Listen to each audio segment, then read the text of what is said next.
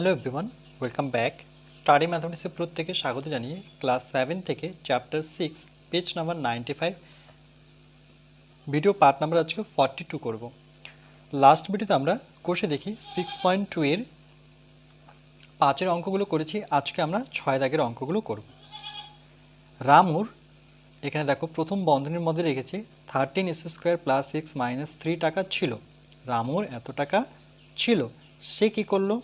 4x² - 3x - 12 টাকা খরচ করলো। তার মানে বুঝতে পারছি এত টাকা ছিল, এত টাকা খরচ করলো, তার মানে বিয়োগ করতে হবে। এখন হিসাব করে দেখি তার কাছে আর কত টাকা আছে। তাহলে আমরা লিখব রামুর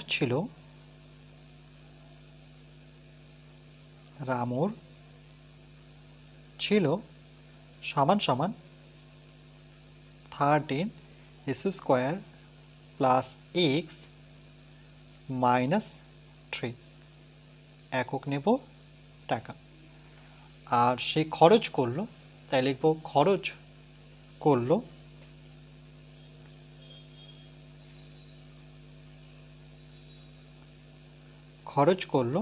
4x²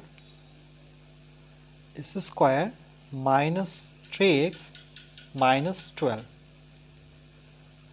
একক হচ্ছে টাকা। তারপরে বলছে হিসেব করে দেখি তার কাছে কত টাকা আছে। তাহলে আমরা লিখব তার কাছে আছে,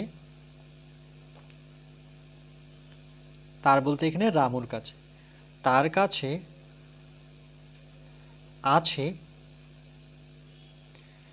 তাহলে এত টাকা ছিল, তাহলে সেই টাকাটা আগে লিখব 13x² + x - 3। সেখান থেকে আমরা বিয়োগ করব, কেন কি তার কাছে এত টাকা ছিল, সে কিন্তু খরচ করেছে। খরচ মানে কি? সেটা কমে যাওয়া। তাহলে কমে যাওয়া মানে সেখানে বিয়োগ চিহ্ন দিতে হবে। তাহলে লিখতে হবে 4x² - 3x - 12 একক নিতে হবে টাকা, যেহেতু জায়গা নিয়ে আমি নিলাম না, পরবর্তীতে লিখে দেব। তাহলে দেখো এবার আমরা কি করব, ব্র্যাকেটটাকে সরিয়ে নেব। তাহলে প্রথমে 13x² + x - 3। তারপরে দেখো এখানে যেহেতু মাইনাস আছে, মাইনাস থাকলে কিন্তু একটু সাবধান থাকতে হবে, কেন কি এখানে এই 4x² এর সামনে কোনো কিছু দেখতে পাচ্ছি না, তার মানে প্লাস ধরে নিতে হবে। তাহলে মাইনাসে প্লাসে কী হবে? দেখো মাইনাসে প্লাসে মাইনাস হবে, এই জন্য আমরা এই মাইনাসটা এর সাথে লিখব 4x²। এবার মাইনাসটা কিন্তু প্লাস হয়ে যাবে। কেন কি মাইনাসে মাইনাসে কী হয়? মাইনাসে প্লাস হবে, এই জন্য এই মাইনাসের বিপরীত চিহ্ন প্লাস হয়ে গেল, সঙ্গে থাকবে 3x।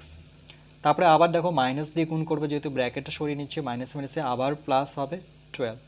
আরেকটা জিনিস লক্ষ্য করো, যে যখন মাইনাস দিয়ে গুণ করা হয় তখন কিন্তু প্রত্যেকটা চিহ্ন, মানে ব্র্যাকেটের ভিতরে যে চিহ্নগুলো থাকে, সংখ্যাগুলো নয়, চিহ্নগুলো প্রত্যেকটা বিপরীত হয়ে যায়। মাইনাস হয়ে গেল প্লাস, মাইনাস হয়ে গেল প্লাস, এই প্লাস ছিল হয়ে গেল মাইনাস।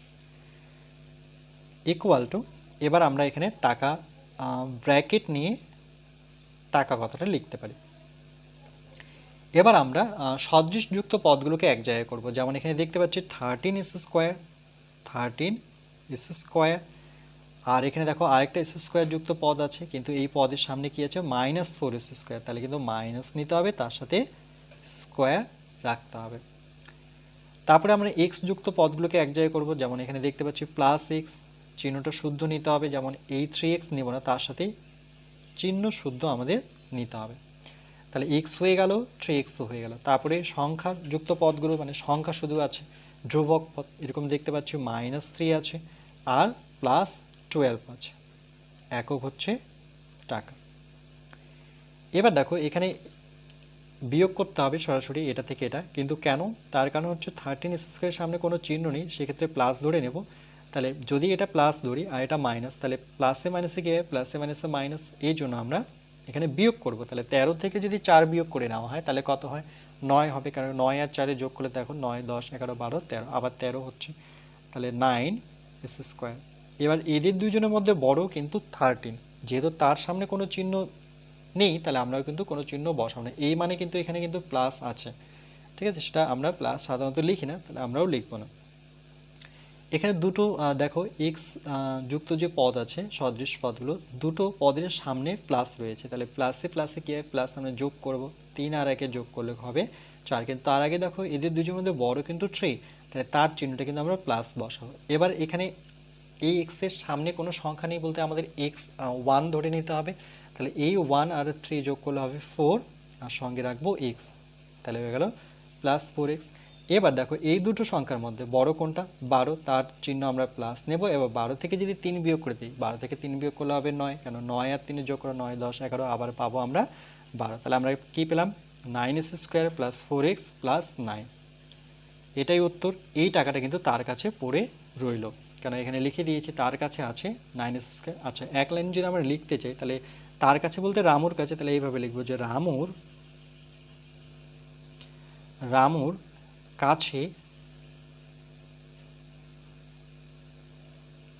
কাছে, বলছে হিসাব করে দেখি তার কাছে আর কত টাকা আছে। তাহলে রামুর কাছে আছে 9s square plus 4x plus 9। এভাবে কিন্তু এক লাইন আমরা উত্তর নিতে পারি।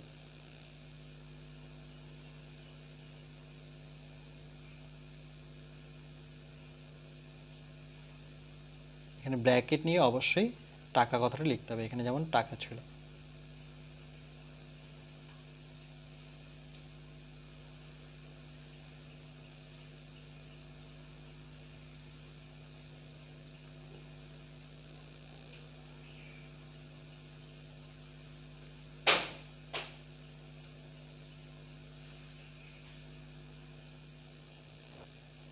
এরপরে আমরা 7 দাগেরটা করব।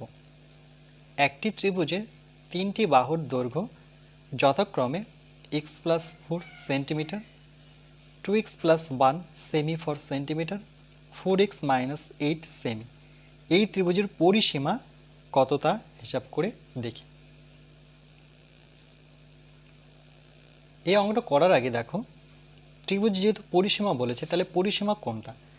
আমরা যদি একটা ত্রিভুজ এইভাবে যদি অঙ্কন করি, তাহলে তোমাদের বুঝতে সুবিধা হবে। 3টা বাহুর দৈর্ঘ্য দেওয়া আছে, একটা হচ্ছে x প্লাস 4, তাহলে এটা ধরে নিলাম x প্লাস 4 সেমি। আর একটা দেওয়া আছে 2x প্লাস 1, তাহলে এখানে লিখে দিই 2x প্লাস 1। আরেকটা দেওয়া আছে 4x মাইনাস 8, তাহলে আমি এটা লিখে দিচ্ছি 4x মাইনাস 8। এবার বলছে পরিসীমা। পরিসীমা মানে কি, এটা ত্রিভুজে যদি আমি এখান থেকে এটা এই বিন্দু দিই, এটা বি, আর এই বিন্দুটার নাম দিলাম সি। তাহলে ধরে নাও এ থেকে আমরা হাঁটতে হাঁটতে বিতে আসবো, আবার হেঁটে আমরা সিতে যাব, মানে বাহু বরাবর যাবো, সি থেকে আবার দেখো এতে ফিরে আসবো। তার মানে কি, এগুলো যোগ করতে হবে। এ থেকে বিতে হেঁটে আসবো, বি থেকে সিতে যাব, সি থেকে আবার ব্যাক করে এতেই পৌঁছাবো। এটাকেই বলা হয় পরিসীমা। তাহলে আমরা লিখবো যে ত্রিভুজের পরিসীমা,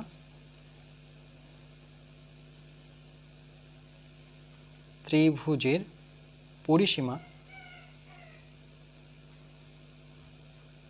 ত্রিভুজের পরিসীমা সমান সমান, এদিকে জায়গা নিই তো আমি এখানে নিচ্ছি। তাহলে প্রথমে আমরা এ থেকে বিতে আসবো, তাহলে এই বাহুর দৈর্ঘ্য কত, x plus 4,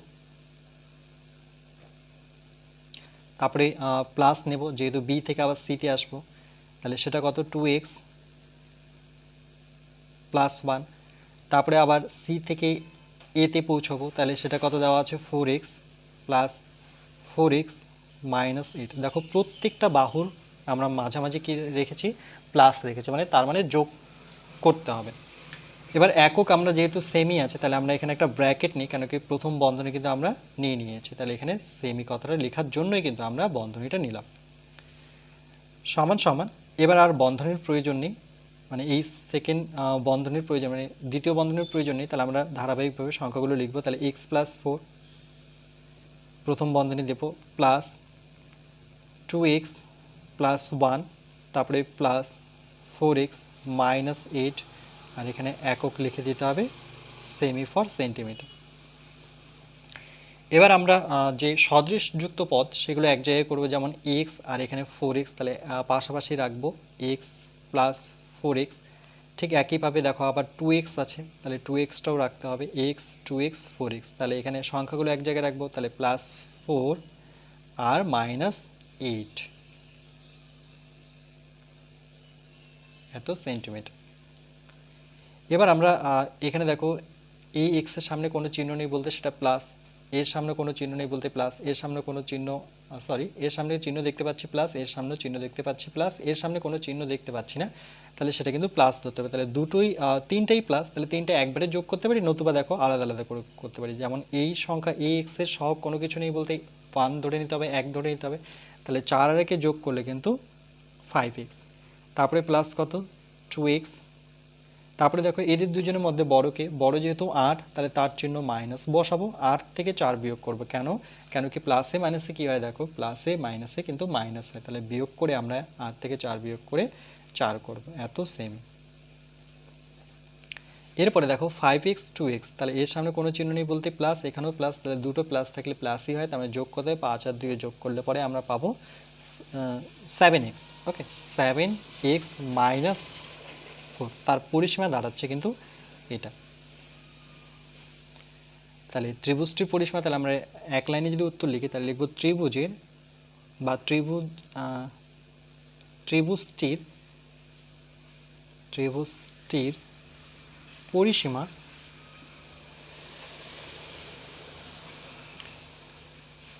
(7x - 4) semi.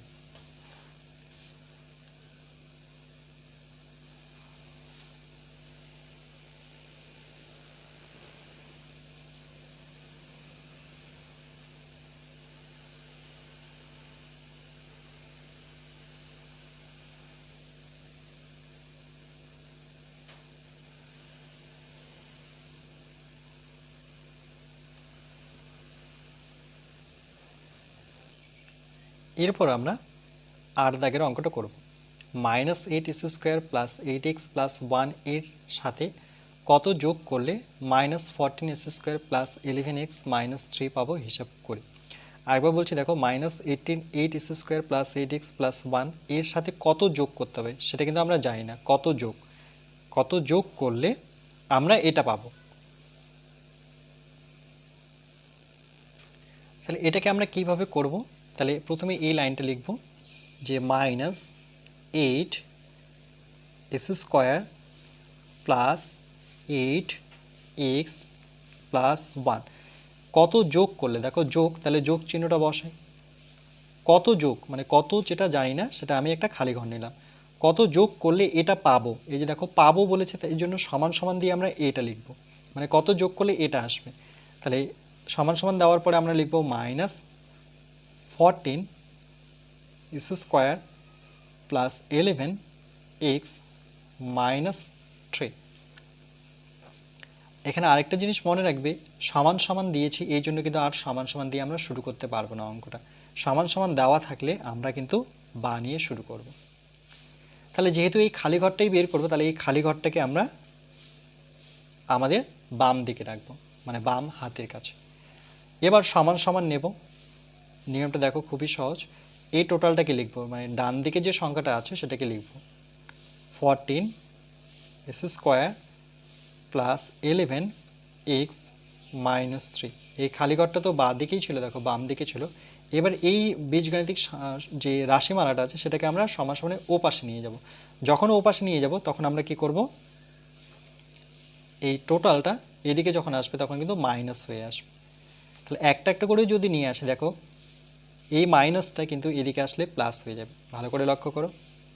-8x² আছে, তাহলে মাইনাস শুরুতেই দেখতে পাচ্ছি, তাহলে সে যখন সমাসনে ওপাশে যাবে তখন মাইনাসটা হয়ে যাবে প্লাস, তাহলে কত হবে 8x²।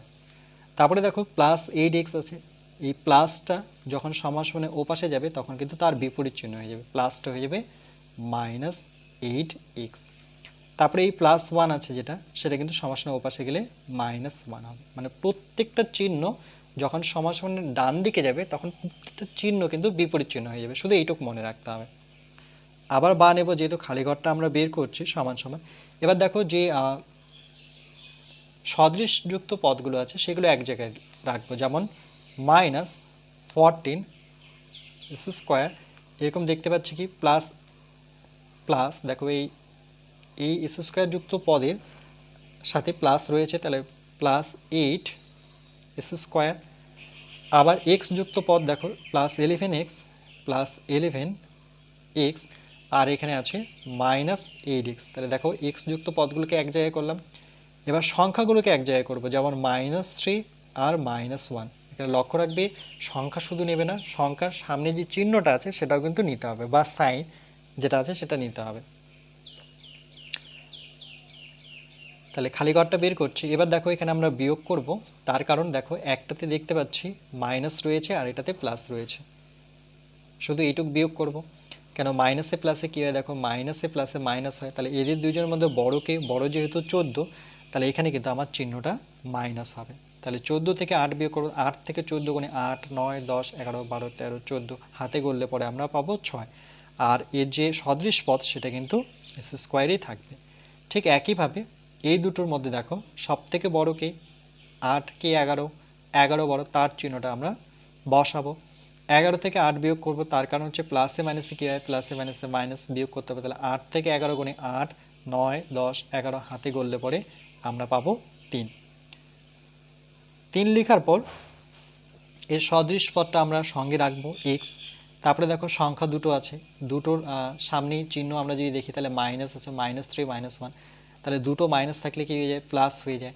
তাহলে এখানে প্লাস চিহ্ন তো বসাবো না, এদের মধ্যে বড় কি 1 কি 3, 3 বড়, তার চিহ্নটা মাইনাস বসাবো। আর মাইনাস মাইনাসে যেহেতু প্লাস, তাহলে 3 আর একে যোগ করলে পরে 4 হবে। তাহলে আমরা কি পেলাম, -6² + 3x - 4। এটাই কিন্তু আমাদের উত্তর। বলছে কত যোগ করলে, তাহলে আমরা লিখতে পারি এর সাথে এই যে -6² + 3x - 4 যোগ করলে এটা পাবো। এক লাইন যদি লিখতে চাই তাহলে উত্তরটা কিন্তু আমরা এইভাবে লিখতে পারি যে সুতরাং -8, এখানে কিন্তু এটাকে আমি উত্তর দিয়ে দিলাম, তোমরা কিন্তু এইভাবেই উত্তর লিখে দিবে। আর এক লাইনে যদি পুরো লাইনটা লিখতে যাও তখন কিন্তু এটা লিখতে হবে -8x² + 8x + 1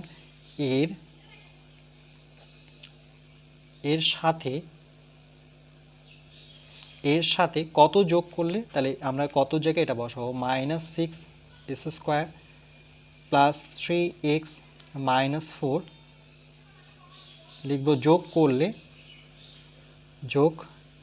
করলে আমরা পাবো -14² + 11x - 3 পাবো। ওকে, এভাবেও কিন্তু অ্যান্সারটা এক লাইনে লিখতে পারি, তবে আমি সাজেস্ট করব এইভাবেই লিখে অ্যান্সার করতে। আর যদি পরীক্ষা হলে সময় থাকে তাহলে এক লাইন আমরা দেখে দেখে লিখতে পারি।